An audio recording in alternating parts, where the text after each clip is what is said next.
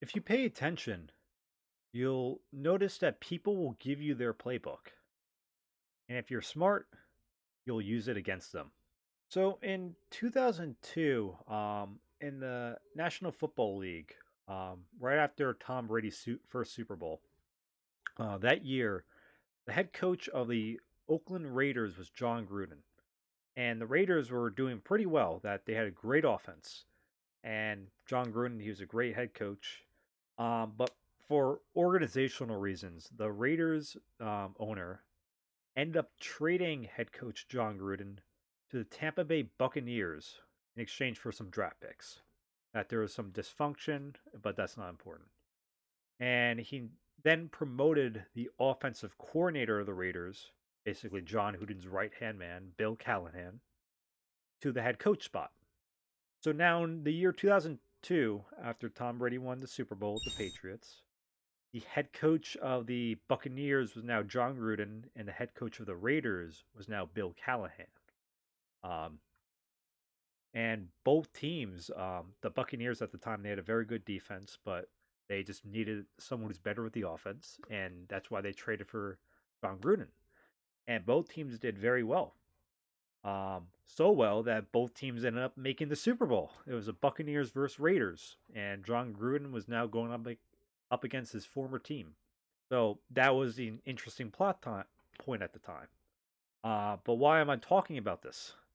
So it relates to what the message I'm about to say, which is, and the Buccaneers pretty much destroyed the Raiders, especially on the defense. That the Raiders had like 5 turnovers. Two of them turned into defensive touchdowns, and it was a disaster for the Raiders. And later on, it came out why this was. Like, why was this such an offensive disaster for the Raiders? That they had a great offense run by Bill Callahan. And it came out later that Bill Callahan never changed the playbook from when John Gruden was head coach. That pretty much John Gruden's system that he made and he set up and executed in Oakland, you know, Callahan kept the same thing. And Gruden knew that. Gruden knew that through film and tape. And when the Buccaneers were preparing for the Super Bowl, um, John Gruden knew exactly what to expect.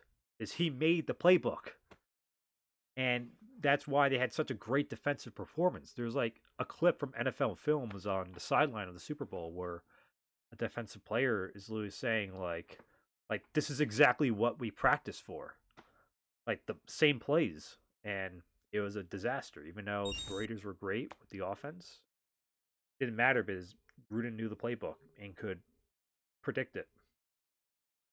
And this could apply to your own life as well. But often we think that other people are very unpredictable, that like you can't really understand what they're doing, what they're thinking. And that's true for an average person or someone who's not totally keen. That the world is this chaotic place that doesn't make sense. And you're always questioning, like, why is that person saying that? Why are they doing that? What they're saying and what they're doing doesn't make sense. I did not expect this. And, that's surprisingly common. But if you take knowledge that you previously learned in the past about other people, and especially that person, and you just pay attention and apply it, like people are not that different. That they're usually a set of behavioral patterns you will see. I definitely believe people do change and can change. It's just rare. And it's especially rare for them to completely change as a person. So usually most people their behaviors stay the same. And I'll explain. So there's a YouTuber I follow. I'm not going to call him out because I like him a lot. But he's in the red pill sphere, and he often talks about brand management, which is basically mean like as a person, you should be managing your reputation like a company will manage their reputation. That it's all about keeping the idea of the company in a good light with the public, so you make more money, you get more customers, and you just create a good image, even through the good and the bad. You're basically your own PR agent. And he talks about this, how it's so important about doing this in your own life, especially with dating and I mean, he's absolutely right that, especially in the age of social media, that everything about us is online. Like your Instagram, your Facebook, your Twitter, that is like your brochure to your life. And you got to make sure it's in good shape. Some people say that you should always put out your best qualities. That's up to you, but it's definitely a good idea to not just showcase your negatives or your failings and the things what people hate you for. Um, like he talks about this, like it's a good idea. But there's been a few instances, not nothing big, but a few instances of where either him or a friend of his, uh, got into trouble with something, and people were calling him out, saying like, "Oh, like you're not holding yourself or other people up to the same standards that you are." And to some that seems like he's a hypocrite because he says like he held this stranger that he doesn't like up to these standards, but now like he's just trying to cover up for his friends. They're not he's not calling them out. And like you could say if that's moral or not, that's up to you. But the truth of the matter is, if you listen to him long enough, it's really not hypocritical at all. He's following his own advice, and that's what he's doing. He showing you his playbook, directly or indirectly, and he's following it. So it just makes sense that I know he's talked about this, so I know, like, in these instances, he's doing brand management. It's not about integrity. He's not, unless he, if someone else was talking about integrity all the time and all the time, and you start to question why in a scandal they come out and state the truth and just be full frontal, even though that might be stupid, for defending himself. If you pay attention, you'll know why because he's he's talking about integrity. And you can say the same thing for myself with my channel that I'm giving you guys all these lessons, these things I apply to my life, what I think is smart. And probably in the future, you'll see me do what I'm teaching. You'll see my actions reflect what I'm saying. And I'm giving away my playbook. And, I'm doing that to help people. And same thing for them. Also, sometimes people give it away because out of ego or just casual conversation. But often it's not in our best interest, and I know that. I know that very well. It's not our best interest because people could use it against you. And if it's moral or not, I don't care. That's not what morality does not come up on my channel at all about what's moral or not. I'm just about the truth. But you can use this against people, uh, in good and bad ways, right? Like for example, if you meet someone like either a new friend or someone you're interested in dating, and they just slip out, they let you know like, oh, I'm emotionally unstable, like I can go crazy. They're joking about it, because them they're just joking about a quirk about their personality. But if you have that experience from the past and you're kind of you're not just going to let knowledge go by the wayside and just ignore that it's just a joke. They're letting you know like what to expect.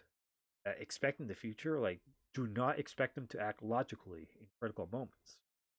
Don't expect them to make sense when it's not in their benefit, right? And there's so many instances of this.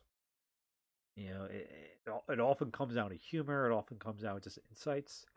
So many times I'm listening to someone and they let information out, and I'm like, oh, you know, most of the time it's not useful, but it is quirks that could be useful.